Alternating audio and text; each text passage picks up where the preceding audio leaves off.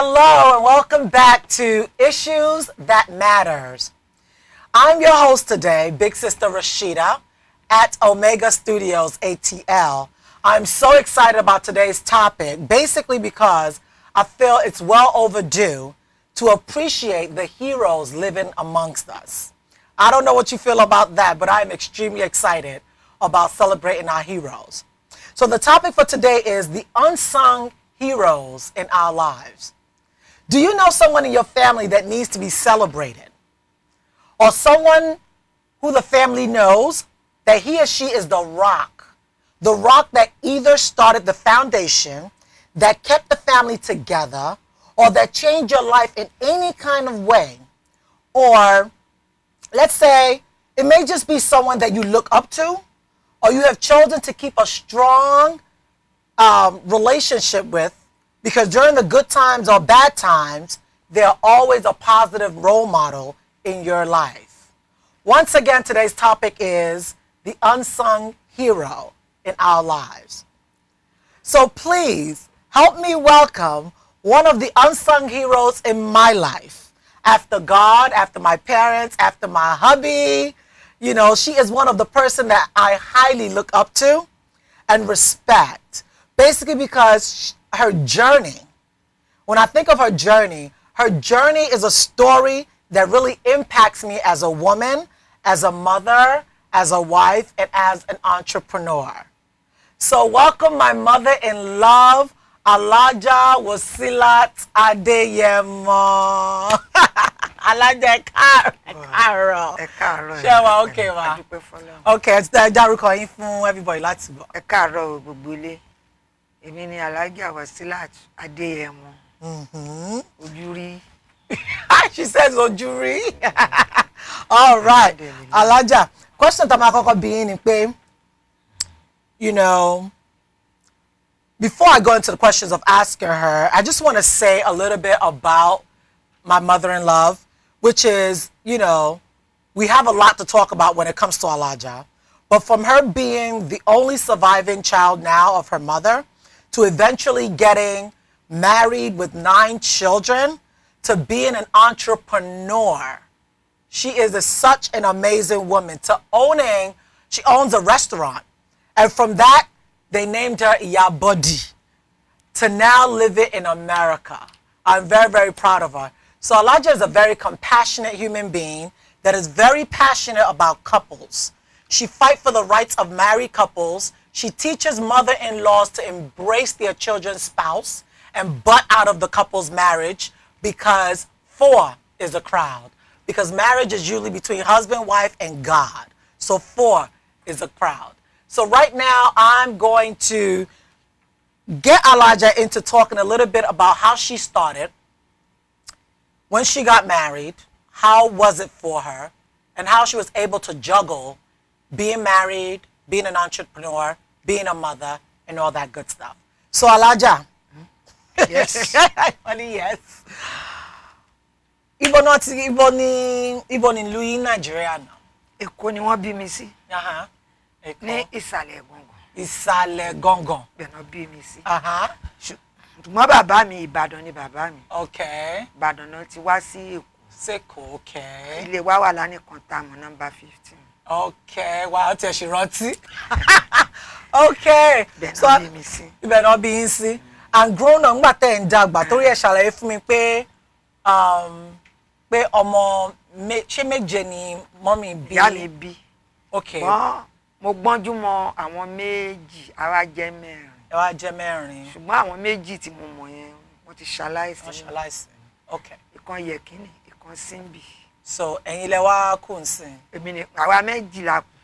Ṣùgbọ́n ẹ̀gbọ́n mi kú bí ọdún 15 sísìn wá kẹ́mi nìkan. Ó wá kẹ́yìn nìkan. Ọlọ́run má ṣe nílé mi nìkan.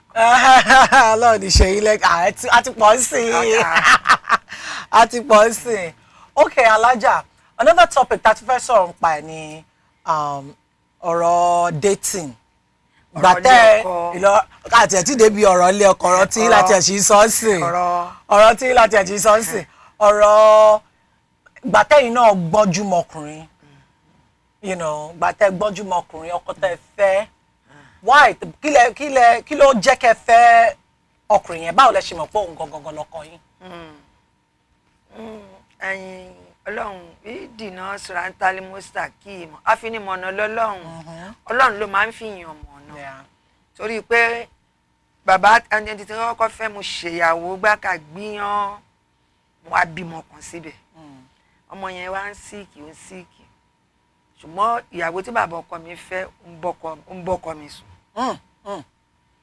Okay, so the interpretation of what she said is that the guy that she first met, she said God is the one that helps you to know who to marry in life. And the guy that she first met, you know, they were together, they did their wedding, they did all that good stuff, but then eventually he started cheating. He started doing other things. Okay.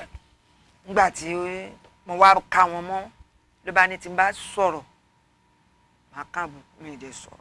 Ṣé ọkọ yín? Ọkọ kọ́ o. Ìyàwó ẹni tó ń fẹ́? Ìyàwó bàbá kò fẹ́ ìyàwó bàbá ẹ̀ ni. Ṣùgbọ́n ṣáà ni kó máa bá wọn sùn mo wá ká wọn mọ́. Okay, the thing of that story is she caught her husband cheating.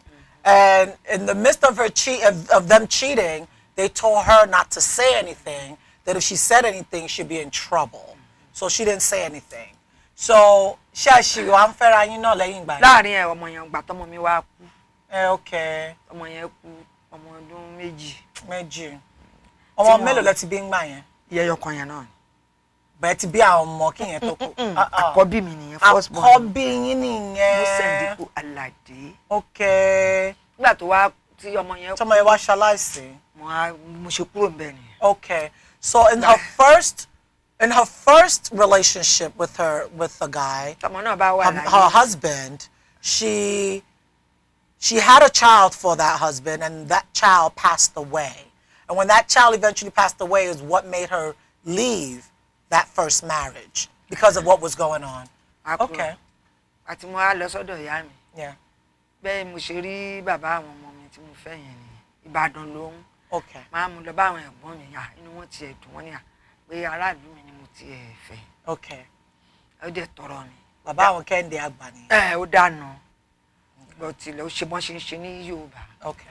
So when she now left the first guy, after what he was messing around and her child had passed away, she left the first guy, she went to her mom. And during the time of being with her mom, you know, she met her second guy. Now, when she took the second guy to her mom, he's from Ibadan, the family loved him, they really appreciated him. He did the necessary traditional things that he needed to do in order to marry her as his wife. And then Ṣáàfẹ́, mo á bímọ. Mo bí Tóyìn. Mo bí Jókòtọ́lá mọ̀. Jókòtọ́lá mọ̀. Ó dẹ̀ sọ fún mi pé òun ti níyàwó rí tó lọ sógun Ìtìlá. Okay, wow. Pé ó yàgbà tóun tógun dé ìyàwó yẹn tán ní kóun fẹ́. Ó gbárédè. Ó dàbí tèmi náà.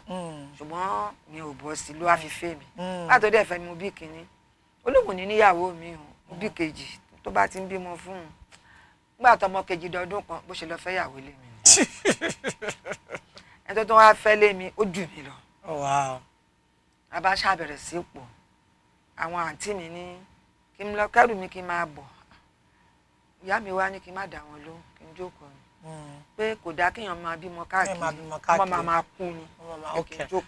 So when the second guy that she met and they got married and they had children, she's explaining that when they got married, he had promised that he was not going to cheat. He had promised that he would not marry another woman. But after she had the first child there, the second child, by the third child, he started cheating. She said her friends were telling her to leave and to pack her bags, but eventually what happened, her mother told her to stay there. Have the children that you want there, and don't start messing around and moving around. So... Àti wá bí ìyá yìí yẹn tí ìyá mi ní bá lọ jókòó mi bá tún lóyún bá tún bímọ àsọmọ yẹn ní Lábísí ọmọ yẹn kú lọ́mọ oṣù méjì. Okay. Màmá mi ní kí ṣá lọ jókòó mo ṣá jókòó mo ṣá ń ṣiṣẹ́ mi ó tún fẹ́ yàwó mi ó tún fẹ́ síta ẹni tó ń bá mi ṣe irun mi onídìrí mi ó tún fẹ́.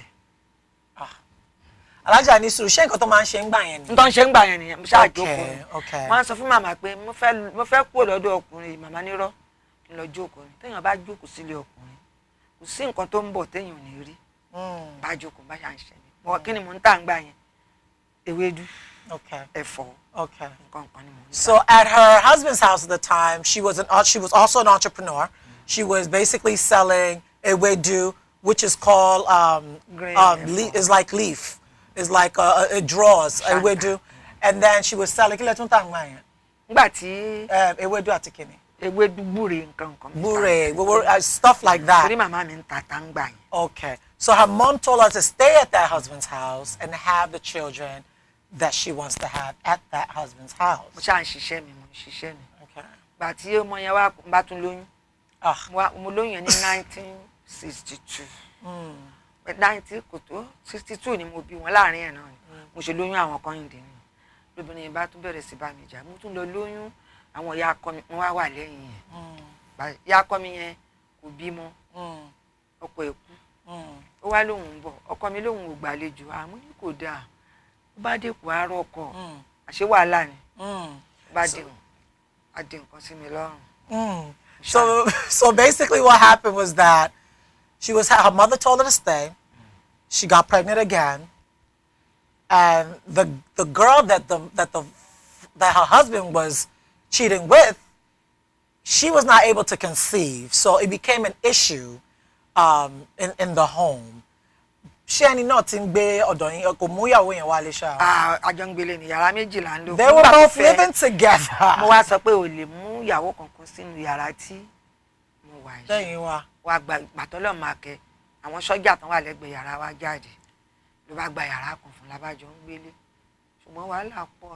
It was a lot. She went through a lot in that marriage. But okay. So she has 7 children with that husband, and it was left with 6. If we go on and on with what really happened there, you guys can really understand when she says, "Wala po." It was a lot going on during that time.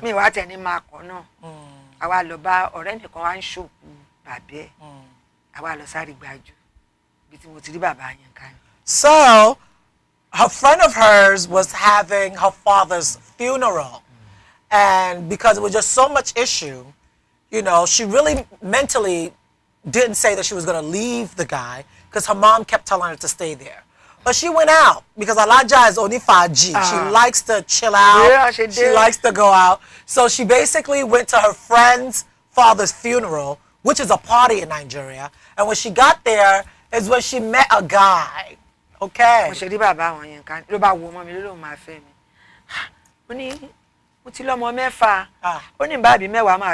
Hey! She said that when she got to the party, she met the guy, and the guy really, really liked her, and he was like, "Look, I'm gonna marry you whether you like it or not." She was like, "No, I already have 6 children," and he was like, "I don't even care if you have 10 children. You don't have my children with those children." So he gonna marry. He said he's gonna marry her regardless. And the other house is hot. The house where she has 6 children is hot with a lot of heat. And then the guy just said, "I'm going to marry you regardless."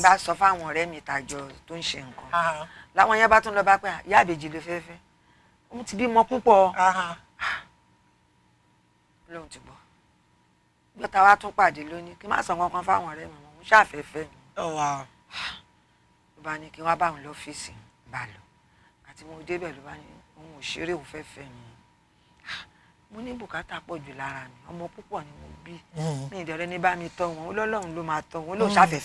Wow.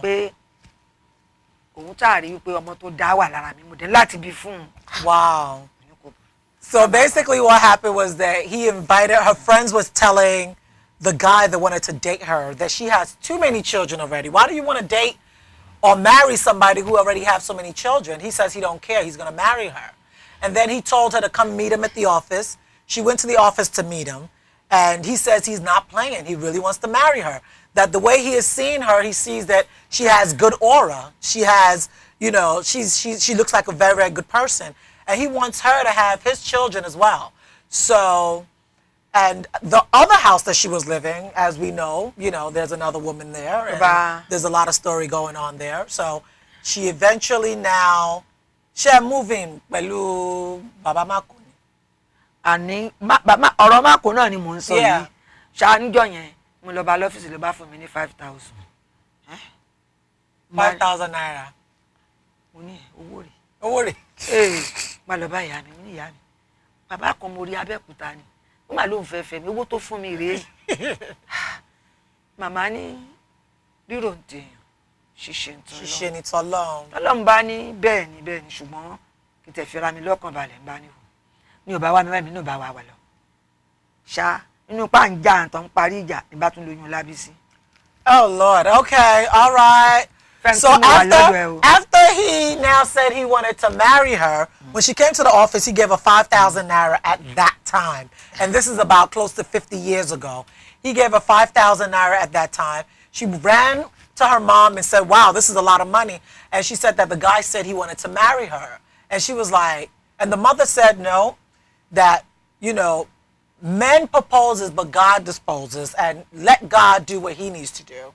That all of a sudden, the guy that gave her the 5,000 naira, he didn't look for her anymore. She didn't look for him. She went back to her first pound. Okay, it was pound. It wasn't naira then. So she went back to her so-called husband's house, and she got pregnant again with Lábísí. Lábísí la Big Bang. Lábísí. Okay. Òun wá pè mí, èmi náà pè. Ó wá di ọjọ́ kan mo wá lọ sí Mushin. Mo tú mi tó báyìí. Ló bá rí mi, ló bá dá mọ́tò dúró. Nígbà tí mo sá, ó ní kí n má sá. Ó lásìkò tí ìtù. Ìyá. Pé mi ní fẹ́ wọn nírọ̀ ni. Ìyẹn kò ń bá mi wá nǹkan. Ló bá tún fún mi 1,000. Wow. Kò bọ́lẹ̀ nu mọ́tò o. Èmi náà ò wọ mọ́tò ló bá lọ. Mo tún délé mo ní màmá. Ẹ̀rọ ọkùnrin tí mo wí yẹn, mo máa rí lẹ́ni. Ẹ̀rí bí inú tí oyún ti doṣù méje ni màmá ní kí n má wọ̀rí. Ló bá ń jọyìn ló bá ní òun wá. Ẹni màmá bá ń wà lọ́fíìsì. Òun wá kọ̀wé. Ọmọ láńlọ́ọ̀dù mi láti ó dẹ̀ kàwé. Ó ti jáde ìgbà yẹn ìwé 8 ló wà láyé.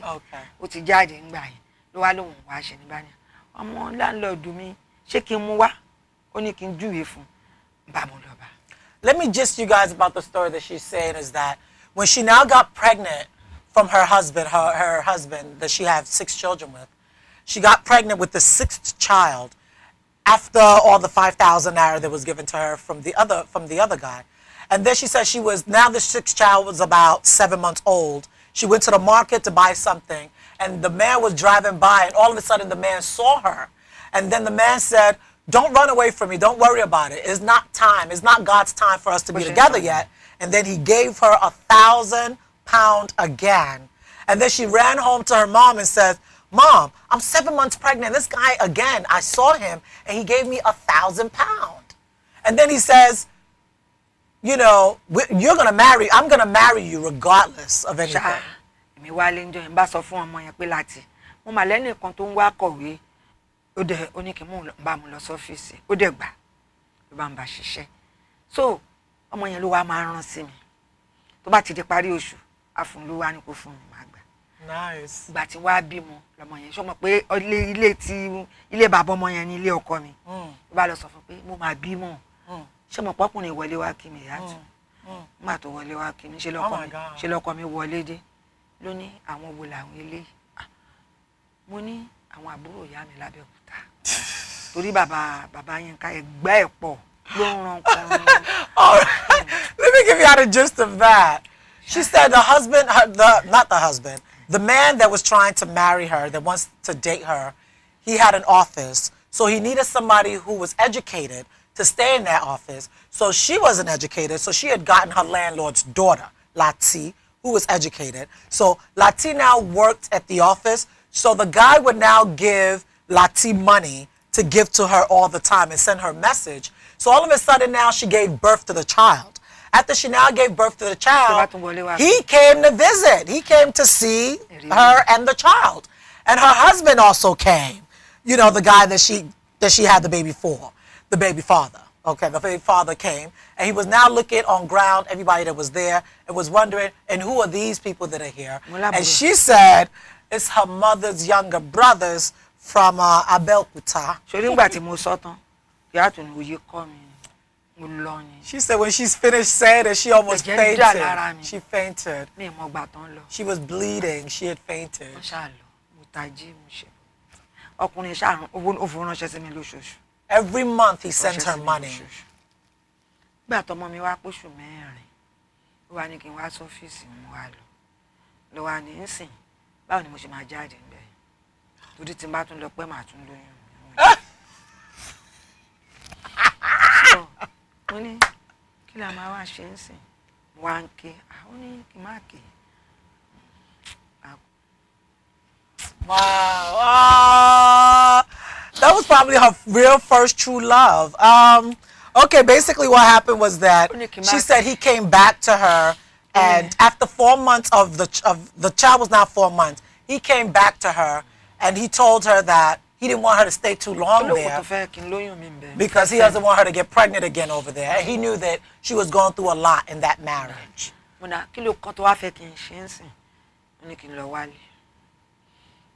ní tí n bá wálé mo ní mi mo fẹ́ ta oúnjẹ ẹ̀dẹ̀ tí rí bí tí máa ti ta ó ní kí n lọ wálé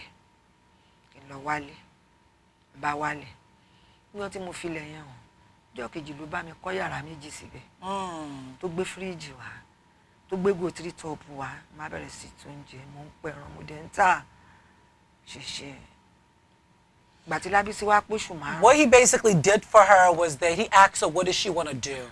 You know, what type of trade would she want? And she said she wanted to cook.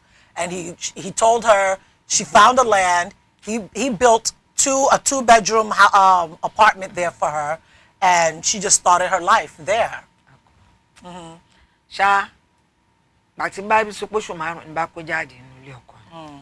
Mo wá lọ gbalé sí Fàdé. Mo gbalé yẹn ní pọ́n mi 12, pọ́n mi 12 àbọ̀. Mo sanwó oṣù 6. Bá wa lọ bá lọ́fíìsì pé mo máa ti rí lé pé ibi báyìí báyìí ó ní kí n pàdé òun bẹ́ẹ̀ lọ́la bá mi dínú ilé yẹn àṣílẹ̀kùn ó bá mi sùn jọ yẹn mo wá ń ké dákẹ́ àti bá mi sùn jọ yẹn mo padà wálé mi wá fara lẹ̀ mo ti bá bàbá ti bí jà mi fara pápò tiẹ̀ kí mi mọ́ àṣà wà bẹ́ẹ̀ wà lọ bá pàtó tó póṣù kan mo ní mo máa ti lóyún ó ní kí ni mo á ń jókòó ṣe ńgbà tá a ti gbalé mo ṣe kó lọ lé ni níjọ́ tí mo á ń kẹ́rù mi díẹ̀díẹ̀ níjọ́ tí mo kó jáde bàbá àwọn ọmọ mi kànga wà níbi tí mo ti ń ta oúnjẹ ó kó sí kànga ńjọ́ náà yàtọ̀ yàtọ̀ yìí ó fẹ́ kàn mí ó ti kẹ́rù lé bó ṣe ní kò ń kí mi báyìí ṣe ló kó sí kànga ó kó sí àbí ó já sí kànga so ní bó ṣe. She eventually, the man that now wanted to be with her, eventually she got pregnant for him. And when her other husband now saw that she was pregnant and that she was packing her stuff out of his house, he basically wanted to, you know, hold on to her and try to grab her. And he ended up falling into a well. Hello. Police station. So she went to the police station. Te mo sa síbẹ̀ mi ò rí ó pẹ́ o bá ní kàn jẹ́ kí n máa lọ ńgbà tí máa débẹ̀ náà ní ìyá àbèjì ó kú oríire o ọkọ ẹ ti kó sí kànga o gbogbo èèyàn ló yọ o bá tún sá bí mi ṣe lọ́sọ̀mọ́ ni bá jókòó sí nílé tí ó gbà fún mi yẹn bá tó dijọ́ kejì ó ti tún bẹ̀ ṣe kọ́bọ́ọ̀dù tó wà ní yàrá mi ti gbé sí bẹ́ẹ̀dì kò sí nǹkan tí má kó rà síbẹ̀ tún ó try. So the guy now that she went to go and meet eventually, he furnished a place for her. He told her to come home. He furnished a place for her, took care of her. Àwọn aládùúgbò bá ní tí n bá fẹ́ràn ara mi o kí n má wá sọ bí mi ṣe wá sọmọ ni bá jókòó sílẹ̀ títí mo fi bí àǹtí Kẹ́hìndé kékeré. So aṣá lè sọ pé ilé ọkọ ilé ẹ̀kọ́ ni kò easy. Kò yí sí rárá. Kò easy. Kò yí sí wàhálà pọ̀. Kò easy. Mo bá tún fóun o ló bá ń ta bá ń lọ o. She basically, with that pregnancy that she gave birth to twins.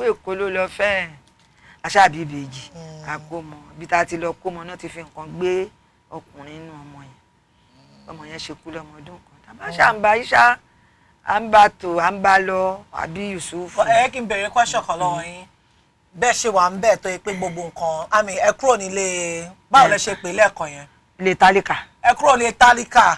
Ẹ bọ́ sí ilé olówó. Ilé olówó tún wá wọ́ọ̀sì ilé tálíkà lọ. Ilé olówó tún wá wọ́ọ̀sì. So she went from the house of being poor to now being rich with this guy, but the rich home was even worse than where she was coming from.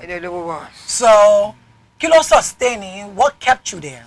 Sùúrù, patience, àti agbára, and strength. Torí mo ṣiṣẹ́ kò sí nǹkan tí mi ń tà.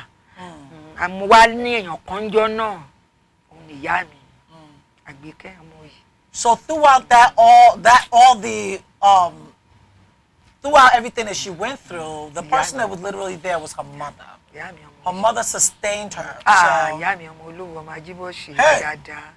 Ìyá mi ọmọ olówó dùrú bí ọmọ ṣọ́pọ̀ ju omi lọ. Go mama. Dorcas Adéyẹmọ. So she's basically, you know, greeting her mother. The mother has been passed away now. I think it's... Yeah. So she stayed with her. Bátún lóyún gbà tó pósù tí bèjì pósù márùn-ún la bátún lóyún Yusuf. Oṣù márùn-ún. Oṣù méjì ló ti ń fẹ́ bá mi sùn. So after the twins turned 5 months, then she got pregnant again with Yusuf. Yusuf, who is ID Noble. Bátún lóyún Yusuf. Bábí yẹn. After that. Bàtí wá bí Yusuf. Tún lóyún Yínká. And then she got pregnant with Yínká, which Bàtà lóyún Yínká ló bá ní àwọn ọmọ mò ń gbé tàfi ká kó wálé. So she wanted all of them to come back home. Làbá lọ. Àtàtún délé ó tún ṣe dáadáa.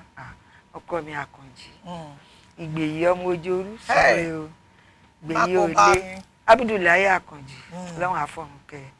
Láti mo kó délé ló bá lọ gbé kọ̀ǹtínà. Yín náà fi ń pè mí ní Ìyábọ̀dí. Okay. Gbé kọ̀ǹtínà síta. When she now came home with the children, he now brought a container for her. The container, that's the reason why people know her as Iyabodi. St. Fimbas was her house. Number 7. Number 7, number 9, St. Fimbas. Big complex because Mama, ìyàwó mélòó ni bàbá yẹn ní náà? Méje. 7 wives. Ọmọ mélòó? 27. 27. So he owned a whole block for them to live in. Wow. Ipò kele ni mo wà yá fún sase. Yeah, mo wà ń pò kẹrin ṣáájú kan. Wà ń pò kẹrin. Wow. Wow. Gbogbo ẹ̀ wá lọ ńgbà tó yá. Gbogbo ẹ̀ lọ. Mo wá ń tà. Ẹ wá ń tà. Gbà tó ṣá ló bá ní òun ò fẹ́ mi mọ́. Ló bá pè mí pẹ̀lú ìyá mi sí Ìyábọ̀. Wá lóun ò fẹ́ wa mọ́. Okay. So she now owned this restaurant. She was really selling because she was living on the street of St. Fimbas. If you're Nigerian, you know the St. Fimbas school at the time was one of the top schools at that time. So everybody St. Fimbas, this is Iyabodi. Body motto. Okay, the body of the car that she was using the body of the container. She knew container. A new container that she was selling from is the reason why they call her Iyabodi. And eventually everything was going beautifully until later on the husband now said he was not interested in her and another one of their wives.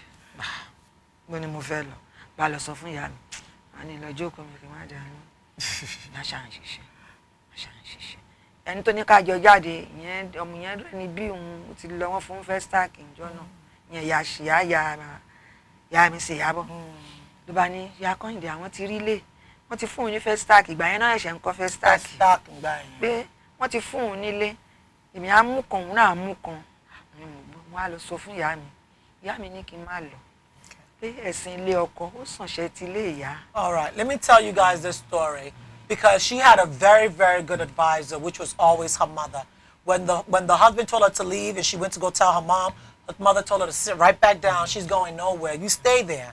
That the religion in her husband's house is even better than the one that you don't even know.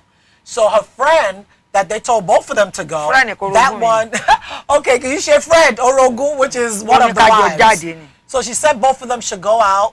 At the time, they were just building the Festac buildings. So she ended up getting one of the Festac apartments. And she told her mom, should she also go and get a Festac apartment? Her mom said, no, you stay right there in your husband's house.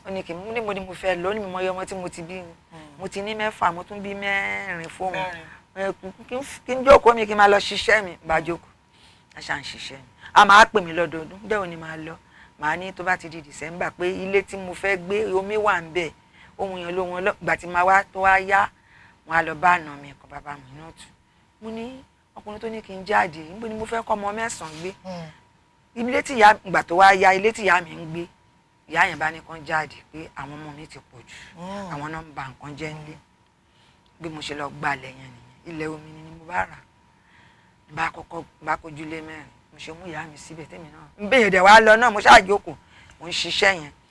So iṣẹ́ restaurant yẹn oúnjẹ náà ni o. So iṣẹ́ oúnjẹ yẹn lẹ fi ń take care àwọn ọmọ mẹ́sàn-án yẹn àti màmá àti ẹ̀yin náà. So ẹ wá rí kọ́ra mọ́ṣẹ́ yẹn gan. àpòlẹ́sì kan ni mò ń ṣe ìjọ kan.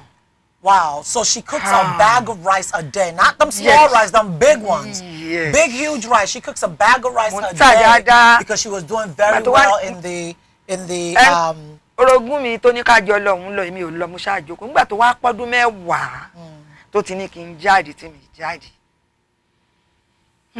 Kábíyèsí Ọlọ́run. Ìyáálé ẹ̀ wá ń bá wa gbé ó ń fẹ́ yẹn ìyá Ṣèkì. Yẹn bá lọ sílùú wọn ló bá Ṣèkì. Gbà tó dé Ṣèkì ṣá ó kú. Gbà tó kú náà bá lè mí ni mo pa. So what we're going to do now is that this, I told you guys earlier, she's a 93-year-old woman. So her story, we can go on and actually sleep here. But what we're going to do is that we're going to take a quick break. So I want her to be able to explain to us females, wives, mothers, how to be able to stay strong and stay and sustain our husbands' homes. So we're going to take a quick break, okay? Thank you so much. We'll see you in a few minutes.